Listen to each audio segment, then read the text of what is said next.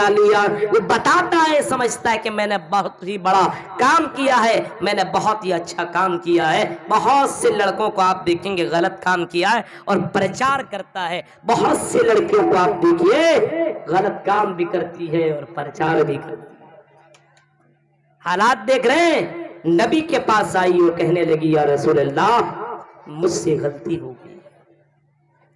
افسوس کرنا یہ مومنوں کی پہچان ہے. حضرت عبداللہ ابن مسعود کہا کرتے تھے مومن وہ ہے ان المؤمن یری ذنوبہ کأنہ قاعد تحت جبل. مومن وہ ہے, مرد یا عورت, مومن کی پہچان یہ جب اس سے کوئی غلطی ہو جایا کرتی ہے. مومن کی پہچان یہ بتائی گئی.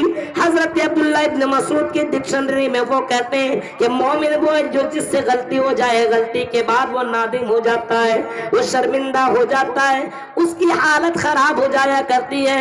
اے اللہ میں نے غلطی کی ہے, اور اسے افسوس لگا رکھتا ہے کہیں یہ پہاڑ میرے پر گر نہ جائے, کہیں ملک الموت کا فرشتہ نہ جائے, اور کہیں میں مر جاؤں تو اللہ کے پاس کون سا چہرہ لے کر کے جاؤں. یہ ہے مومن کے پہچان. آپ بتائیے ہمارے یہاں اتنے لوگ ہیں غلطیاں کرتے ہیں کوئی ٹینشن نہیں, نماز چھوڑ رہے ہیں کوئی فکر نہیں, فجر کی نماز چھوڑی کوئی فکر نہیں, ظہر کی نماز چھوڑی کوئی فکر نہیں, عصر مغرب عشاء یہ ساری نمازیں چھوڑنے والا چین کے ساتھ رات میں وہ کیسے سو سکتا ہے؟ میرے بھائی جو وہ مومن ہو کر کے اس کو رات میں نیند کیسے آ جایا کرتی ہے؟ یہ بات سمجھ میں نہیں آتی ہے. گھر میں قرآن موجود ہے لیکن تلاوت نہیں کر رہا, اس کو نیند رات میں کیسے آ جاتی ہے؟ ہماری یہاں کی لڑکیوں کو بھی پردہ گھومنے میں اور گھوم کر کے گھر پہنچنے کے بعد اسے نیند کیسی آتی ہے؟ ایسی لڑکیوں کے بارے میں ایسی لڑکیوں کے بارے میں اللہ کے نبی نے فرمایا تھا کہ ایسی لڑکیاں جنت میں نہیں جائیں گی, ایسی لڑکیاں جنت کے خوشبو بھی نہیں پائیں گی. اس کے باوجود, ان تمام حدیثوں کے باوجود ہماری یہاں کی لڑکیوں کو نیند کیسی آتی ہے؟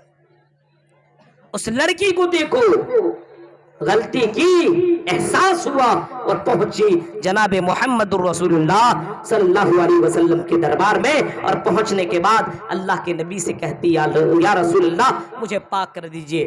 آپ نے کہا کہ کیسے مان لو تم نے یہ غلط کام کیا ہے, کیسے اس بات کو میں مان سکتا ہوں تم نے یہ غلط کام کیا ہے؟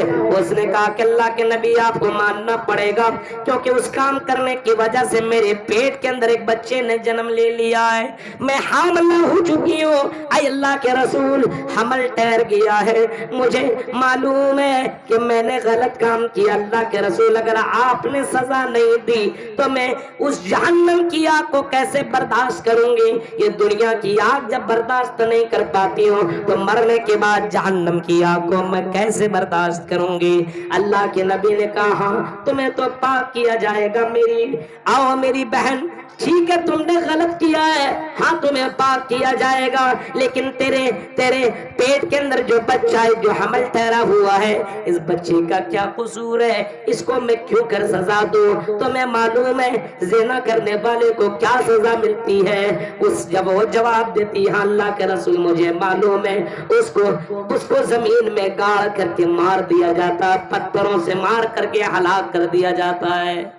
معلوم ہے؟ ہاں معلوم ہے, مجھے معلوم, مرنا ہے آج نہیں تو کل موت آئے گی, لیکن اے اللہ کے رسول میرے دل کے اندر یہ خیال نہیں آتا کہ میں ایسے ہی مر جاؤں, بلکہ میرے دل میں خیال آتا ہے کہ اگر میں ایسے ہی مر گئی تو مجھے اللہ کے پاس جاؤں گی تو میں اللہ کے پاس کیا جواب دوں گی؟ اس وجہ سے اللہ کے رسول میں بے چین ہو چکے ہوں, مجھے آپ پاک کر دیجئے. آپ نے فرمایا جب تم بچے کو جنم دے لو پھر میرے پاس تم آنا, پھر میں تمہارے اوپر وہی قانون نافذ کروں گا جو قانون زنا کرنے والے کے اوپر نافذ کیا جاتا ہے. وہ لڑکی گئی اور جب اس نے بچے کو جنم دے لیا, وہ عورت وہ لڑکی پھر آئی اللہ کے رسول کے پاس بچے کو لے کر کے. اللہ کے رسول اس بچے کو میں جنم دیتی ہے, اللہ کے رسول اب پاک کر دیجئے, پاک کر دیجئے. آپ نے فرمایا ٹھیک ہے میں تمہیں پاک کر دوں گا, لیکن بتاؤ بہن اگر تم آج مر گئی تو اس بچے کی دیکھ ریکھ کون کرے گا؟ इसको दूध कौन पिलाएगी? कौन है जो इसको देख रेख करे? कोई है तुम्हारी नजर में? कहा कि नहीं। आपने फरमाया जब बच्चा खाने पीने के लायक हो जाए तब ना जाओ। अभी तुम वो औरत गई और उस बच्चे को दूध पिलाती रही 2 साल तक। जब बच्चा खाने पीने के लायक तक बन गया, जब अल्लाह के नबी के पास फिर वो तीसरी बार आती है और कहती या रसूल अल्लाह, आए अल्लाह के नबी अब तो ये बच्चा खाने भी लगा है, अब मुझे पाक कर दीजिए, मुझे बर्दाश्त नहीं होता है। अल्लाह के नबी ने उस बच्चे को लिया और आपने सहाबा के दरमियान में ऐलान किया कि लोगों, कौन है जो इस बच्चे की किफालत करेगा? कौन है जो इस बच्चे की देख रेख करेगा? और आपने ऐसे मौके पे फरमाया था अना व काफिरुल यतीम कहातैन फिल जन्ना, अना व काफिरुल यतीम कहातैन फिल जन्ना। जो यतीमों की किफालत करता हो, जो यतीमों की देख रेख करता हो, मेरे साथ जन्नत में ऐसे होगा। आपने दोनों उंगलियों को मिला करके बताया कि जो यतीमों की किफालत करने वाला होगा वो मेरे साथ जन्नत में रहेगा और मेरे साथ जन्नत में ऐसे रहेगा। एक अंसारी सहाबी आगे बढ़े, उसने बच्चे को लिया और कहने लगा या रसूल अल्लाह, आए अल्लाह के नबी, इसमें इस बच्चे की किफालत करूंगा। अल्लाह के नबी ने उस औरत के ऊपर कानून नाफिज कर दिया और उस औरत को जमीन के अंदर गाड़ करके मार दिया गया, पत्थरों से हलाक कर दिया गया। उस औरत को इस बात की जर्रा बराबर परवाह नहीं कि उसको मार करके खत्म कर दिया गया। उसको इस बात की खुशी थी कि मुझे दुनिया के अंदर कानून, मुझे दुनिया के अंदर सजा मिल गई, मैं जहन्नम की सजा से बच गई हूँ। मेरे प्यारे साथियों, गौर करो, तसव्वुर करो, पहले के जमाने में अगर कोई गलत काम कर लिया करता था या कर लिया करती थी तो अपनी जिंदगी में इतना ज्यादा वो अफसोस किया करती थी, इतना ज्यादा वो शर्मिंदा हुआ करते थे कि दोबारा वो काम करने की जरूरत नहीं किया करती थी। इधर के इलाके में और अक्सर जगहों पे मैंने जलसों में देखा है कि आजकल हमारे यहाँ जलसों में लड़के और लड़कियां पहुंचते तो हैं लेकिन जलसा कम सुनते हैं और जलसा देखने ज्यादा आते हैं। जलसा ज्यादा देखने आते हैं। इस जलसे में सबसे खूबसूरत कौन आई है, कैसा पहनी है, कहाँ की है, पीछा करो, नंबर लो। यही सब हालात है जलसों के मेरे भाइयों। अफसोस की बात है, वल्लज़ी बाअसा फिल उम्मिय्यीना रसूलन मिनहुम यतलू अलैहिम आयाति व युज़क्कीहिम। हमने ऐसा नबी भेजा, ऐसा रसूल भेजा तो तुम्हें बुराइयों से पाक किया करते हैं, जो तुम्हें गलत चीजों से पाक साफ करते हैं। अरब की सरजमीन के अंदर ये तौहीद की कमी थी, शिर्क का बोलबाला था। अल्लाह को छोड़ करके गैरों की इबादत किया करते थे। तो अल्लाह की नजर में सबसे बड़ा पाप इसी को माना गया है जो अल्लाह को छोड़ करके गैरों की इबादत करे।